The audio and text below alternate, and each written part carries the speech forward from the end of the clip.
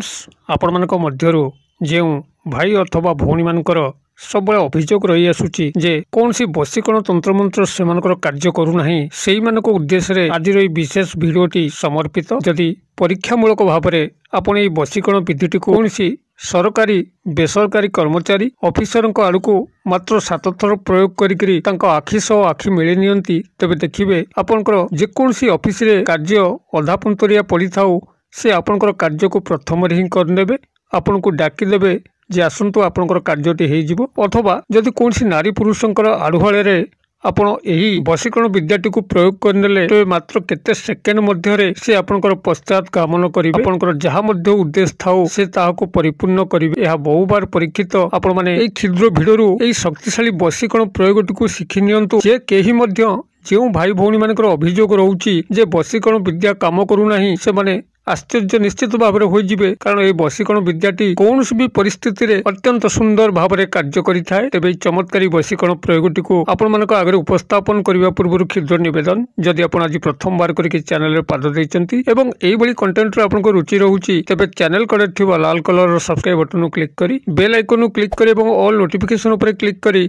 Channel को subscribe कर जोभली आम जिते आपण सेवारे यही तंत्र मंत्र वीडियो अपलोड करूँ तार सर्वप्रथम नोटिफिकेशन आपण पाखे पहुँचो एवं से सब को आपण सर्वदा देखिकी किसी ज्ञान आहरण करेंगे तेज फ्रेंड्स एवं नजर पकेबा शक्तिशाली बशीकरण प्रयोग जहाँ कि जेकोसी व्यक्ति अत्यंत सहजरे संपादन करें तेज जो अभियोग आपण मानक रही आसुअछि जे बशीकरण तंत्र मंत्र आपणकर कार्य करूना आपण सतत प्रयास कर बशीकरण तंत्र मंत्र लाभ उठाइवाई मात्र ता आपन को प्राप्त हो पारुना तेबे यही अभियोग पछरे जो निर्दिष्ट कारण रहुछि ता एही भली जे बशीकरण विद्यार जो सठिक व्यवहारिक कौशल एवं सठिक स्थान रे प्रयोग ताको अधिकांश भाई एवं भौणी माने जानि नाहंती भूल स्थान रे प्रयोग करि बसुचंती भूल भाल व्यवहारिक कौशल को जानिचंती जोथि पई का तांकर बशीकरण विद्याटी काम करूना भूल स्थान कहिले जदि आपनकर कोनसी से बड़ी मंद उद्देश्य रहिछि काहारी क्षयक्षति साधन करने आपण क्या बशीकरण विद्यार प्रयोग करुचंती तेबे ता कौन भी क्षेत्र में कार्य करना जेहेतु आपनकर उद्देश्यटी से मंद अच्छी एवं अपर व्यक्तिर क्षयक्षति होगा जाऊँगी आपनकर बशीकरण विद्या अंतर्गत जो देवादेवी यक्ष गंधर्व किन्नर माने रहिचंती से माने कस्मिन काले आपनकर लाभ हबो एवं अन्यर क्षयक्षति हबो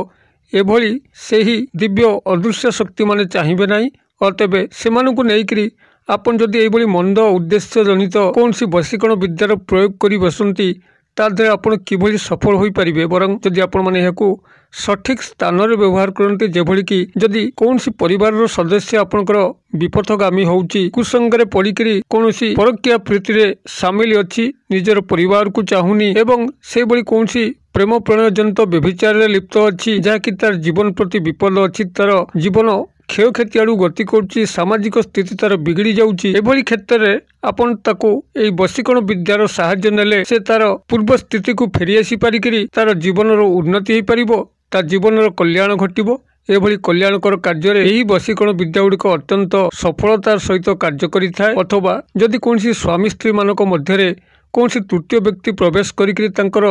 दाम्पत्य जीवन को नष्ट करुच्ची स्वामी विपथगामी होउची किंबा स्त्री विपथगामी होउची तांकर संसार भांगी रुचि जाउची तेबे सेही तृतीय व्यक्ति को अलगा करिकरी तांकर सुसंपर्क दाम्पत्य जीवन को बजाय रखिया पई एई बशीकरण विद्या जदि आपण माने साहाय्य नियंती तेबे मध्य चमत्कार ढंगरे कार्य करिवो कारण एहा द्वारा समाजर मंगल होइताय पारिवारिक मंगल होइताय एई भली समस्त मांगलिक कार्य जदि आपण माने याकू विनियोग करिवे निश्चित भाव में कार्य करिवो आपण माने जेतल मध्य बशीकरण विद्यार आश्रय नेबे प्राथमिक भाव निजर विवेक को टिके पचार नेबे जे आपण जहा करिया पई जाउचंती ताहा विवेकानुमोदित कि आपनकर मन प्रकृति चाहूँगी कि जे एभली कले अन्य काहारी क्षयक्षति हब नहीं जदि एभली क्षेत्र में आपण माने याकू प्रयोग करती तो एथिरे काहारी किछि क्षयक्षति हबार नहीं बरं समस्तंकर लाभ ही अछि एभली मांगलिक योग्य जदि आपण माने बशीकरण विद्यार आश्रय नेबे निश्चित भाव में चमत्कार ढंगरे कार्य करिवो अन्यथा कौन सी अमंगल जनित कार्य जदि आपण माने बशीकरण विद्या को प्रयोग करती जहाँ कि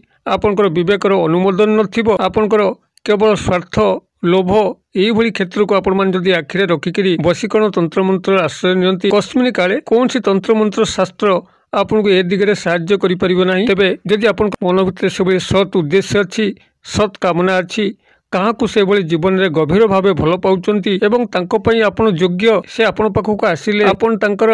ମାନ ସମ୍ମାନକୁ ଜଗିକିରି ସମସ୍ତ କାର୍ଯ୍ୟକୁ ସୁଚାରୁ ରୂପରେ ନିଭେଇ ପାରିବେ। ତେବେ ବଶୀକରଣ ବିଦ୍ୟାର ସାହାଯ୍ୟ ନିଅନ୍ତୁ। କିମ୍ବା କୌଣସି ଯଦି ପୁତ୍ର କନ୍ୟା ଆପଣଙ୍କୁ ଛାଡ଼ିକିରି ଅନେକ ଦୂରକୁ ଚାଲି ଯାଉଛନ୍ତି, ଯାହାଦ୍ୱାରା କି ଆପଣ ବୃଦ୍ଧ ବୟସରେ ହଇରାଣ ହେଉଛନ୍ତି, ତେବେ ତାଙ୍କୁ ମଧ୍ୟ ସୁରାସ୍ତାକୁ ଫେରାଇ ଆଣିବା ପାଇଁ ଏହି ବଶୀକରଣ ବିଦ୍ୟାର ସାହାଯ୍ୟ ନିଅନ୍ତୁ। କାହାରି ସଂସାର ଭାଙ୍ଗି ଯାଉଥିଲେ ତାକୁ ଯୋଡ଼ି ଦେବା ପାଇଁ ବଶୀକରଣ ବିଦ୍ୟାର ସାହାଯ୍ୟ ନିଅନ୍ତୁ। କୌଣସି ବ୍ୟକ୍ତି ବିପଥଗାମୀ ହେଇକରି ନିଶା ପାଣିର ଆଶ୍ରୟ ନେଉଥିଲେ ତାକୁ ସାମାଜିକ ସ୍ରୋତ ମଧ୍ୟକୁ ଫେରାଇ ଆଣିବା ପାଇଁ ବଶୀକରଣ ବିଦ୍ୟାର ସାହାଯ୍ୟ ନିଅନ୍ତୁ। ଦେଖିବେ ଚମତ୍କାର ହିଁ ଚମତ୍କାର ଘଟିବ। ତେବେ ଏହି ଚମତ୍କାରୀ ବଶୀକରଣ ବିଦ୍ୟାଟିକୁ ଆପଣମାନେ କିଭଳି ପ୍ରୟୋଗ କରିବେ ଏଇଠି ଧ୍ୟାନ ସହକାର ଶୁଣନ୍ତୁ। ଏଥିପାଇଁ এই ଯେଉଁ ମନ୍ତ୍ରଟିକୁ ଆପଣମାନଙ୍କର ଏହି ବଶୀକରଣ ବିଦ୍ୟାରେ ସାମିଲ ଅଛି, ଏହି ମନ୍ତ୍ରଟିକୁ ପ୍ରଥମେ ଆପଣ ସିଦ୍ଧି କରି ନେବାର ଅଛି। ଶନିବାର ଦିନର ରାତ୍ର ସମୟରେ ପଶ୍ଚିମ ଦିଗ ମୁଖା ହେଇକରି ଏକ ଆସନ ପକେଇକରି ସାମ୍ନାରେ ଘୃତ ଦୀପ ଜାଳିକରି ଏହାକୁ 11 ମାଳ ଲେଖାଏଁ ଜପନ କରିବେ ଏବଂ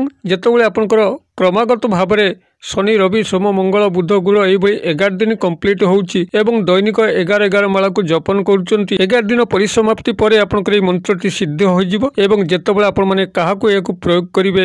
କୌଣସି ଅଫିସ କର୍ମଚାରୀ ମହଲ ହଉ ଯେଉଁଠିକି ଆପଣଙ୍କର କୌଣସି ବିଶେଷ କାର୍ଯ୍ୟ ଅଛି, ଅଫିସର ଜଣକ ଲାଞ୍ଚୁଆ ଆପଣଙ୍କ କଥା ଶୁଣୁନାହାନ୍ତି, ତେବେ ତାଙ୍କର ସାମ୍ନାରେ ଯାଇକରି ଏହି ମନ୍ତ୍ରଟିକୁ 7 ଥର ଉଚ୍ଚାରଣ କରିକିରି ତାଙ୍କ ଆଖି ସହ ଆଖି ଥରେ ମିଳେଇ ନିଅନ୍ତୁ। ଦେଖିବେ ଆପଣଙ୍କର କାର୍ଯ୍ୟଟି ପ୍ରଥମରେ ହେଇଯିବ। ଅଥବା ଯଦି କୌଣସି ନାରୀ ପୁରୁଷଙ୍କୁ ଆପଣଙ୍କର ବଶ୍ୟତା ସ୍ୱୀକାର କରିବା ପାଇଁ ଚାହାନ୍ତି କୌଣସି ମଙ୍ଗଳକର କ୍ଷେତ୍ରରେ, ତେବେ ଭୂମି ଉପରୁ କିଛି ମାଟି ଉଠାଇ ଆଣିବେ। ସେ ମାଟିକୁ ଆପଣଙ୍କର ଏହି ମନ୍ତ୍ରକୁ 7 ଥର ପଡ଼ିକିରି 7 ଥର ଫୁଙ୍କିକିରି ତାଙ୍କ ଅଜାଣତରେ ତାଙ୍କର ମଥା ଉପରେ କେବଳ ଏହି ମାଟିଟିକୁ ପକାଇଦେବେ। ଦେଖିବେ ଚମତ୍କାର ସେହି ମୁହୂର୍ତ୍ତରେ ଘଟିବ। ତାଙ୍କର ସମ୍ପୂର୍ଣ୍ଣ କାୟାକଳ୍ପ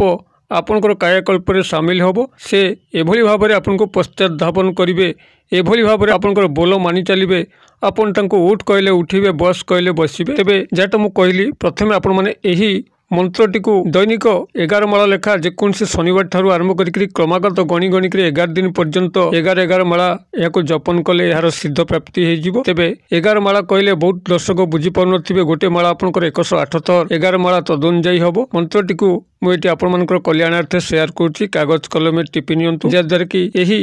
ଚମତ୍କାରୀ ବଶୀକରଣ ମନ୍ତ୍ରର ସାହାଯ୍ୟ ଆପଣମାନେ ଅତ୍ୟନ୍ତ ସୁଚାରୁ ରୂପରେ ନେଇକରି ଯାହାକୁ ମଧ୍ୟ ଚାହିଁବେ ଆପଣ ଏହି ବଶୀକରଣ ବିଦ୍ୟାରେ ସାମିଲ କରିକିରି ଆପଣ ନିଜର ବ୍ୟକ୍ତିଗତ କଲ୍ୟାଣ କରିପାରିବେ, ପାରିବାରିକ କଲ୍ୟାଣ କରିପାରିବେ, ସାମାଜିକ କଲ୍ୟାଣ ମଧ୍ୟ କରିପାରିବେ। ମନ୍ତ୍ରଟି ଆପଣଙ୍କର ଏଇଭଳି ରହିବ। ଓಂ କ୍ରୋମ୍ ଡ୍ରୋମ୍ ଅମୁକସ୍ୟ ମମ ବଶ କୁରୁ କୁରୁ ସ୍ୱାହା। ମୁଁ ଆଉ ଥରେ କହିଦେଉଛି, ଓಂ କ୍ରୋମ୍ ଡ୍ରୋମ୍ ଅମୁକସ୍ୟ ମମ ବଶ କୁରୁ କୁରୁ ସ୍ୱାହା। ଆପଣ ଯେତେବେଳେ କୌଣସି ବ୍ୟକ୍ତି ଉପରୁ ପ୍ରୟୋଗ କରିବେ ସେତେବେଳେ ଅମୁକସ୍ୟ ସ୍ଥାନରେ ସମ୍ପୃକ୍ତ ବ୍ୟକ୍ତିବିଶେଷଙ୍କର ନାମ ନେବେ। ତେବେ ଯଦି କୌଣସି ଉପରିସ୍ଥ ଅଫିସର ବା କର୍ମଚାରୀ ମହଲରେ ଆପଣ ତାଙ୍କର ନାମକୁ ଜାଣିନାହାନ୍ତି, ତେବେ ସେଠି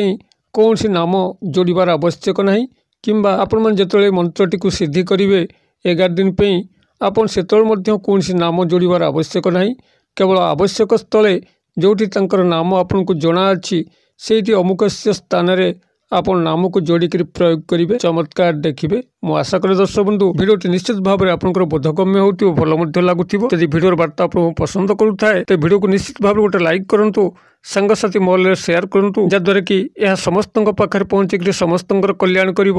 ଆପଣଙ୍କର ମଧ୍ୟ ସ୍ୱୟଂ କଲ୍ୟାଣ ସଂଗଠିତ ହେବ ଭିଡ଼ିଓର କ୍ଷୁଦ୍ର ପରିସର ମଧ୍ୟରୁ। ମୋତେ ଏଇଠି ଆଜି ବିଦାୟ ଦିଅନ୍ତୁ। ପୁଣି ଆପଣମାନଙ୍କ ସହ ଦେଖା ହେବ ଏଇଭଳି ଏକ ଶିକ୍ଷଣୀୟ ଭିଡ଼ିଓରେ। ସେ ପର୍ଯ୍ୟନ୍ତ ଦର୍ଶକ ବନ୍ଧୁ ଆପଣମାନେ ସମସ୍ତେ ମଙ୍ଗଳମୟଙ୍କ କୃପାରୁ ଭଲରେ ଥାନ୍ତୁ। ରହୁଛି।